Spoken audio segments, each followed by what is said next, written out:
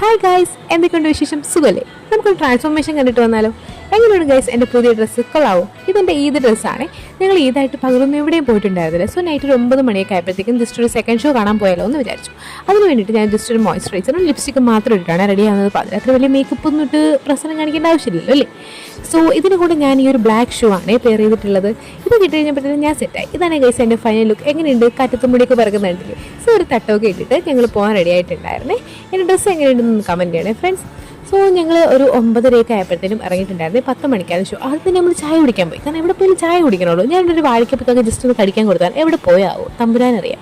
So നമ്മൾ ഗ്രീൻഫീൽഡിലാണ് പോയിട്ടുണ്ടായിരുന്നത്. എപ്പോൾ സിനിമ കാണാൻ പോയാലും നമ്മൾ തെറ്റിക്കാൻ പാടില്ലാത്ത കുറച്ച് ആചാരങ്ങളുണ്ടല്ലോ. പോപ്കോണും ബട്ടർ ബണ്ണും പിന്നെ കോൾഡ് കോഫി. സോ ഇതൊക്കെ വാങ്ങിയിട്ട് നമ്മളിന്ന് കാണാൻ പോയിട്ടുണ്ടായിരുന്നത് ആഭ്യന്തര കുറ്റവാളി എന്ന് പറയുന്നൊരു സിനിമയാണ്. ഈ സിനിമ എങ്ങനെ ഉണ്ടായിരുന്നു എന്ന് ചോദിച്ചു കഴിഞ്ഞാൽ ആസിഫ് അലിയുടെ ഒരു നല്ലൊരു ഫാമിലി മൂവി.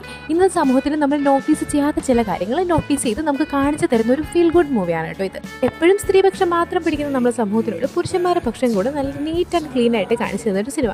കുറച്ച് ഇമോഷണലാണ്, അതുപോലെ തന്നെ കോമഡിയാണ് കേട്ടോ. അപ്പോൾ കാണാത്തവരെല്ലാം പോയി ഒന്ന് കണ്ടു നോക്കണേ.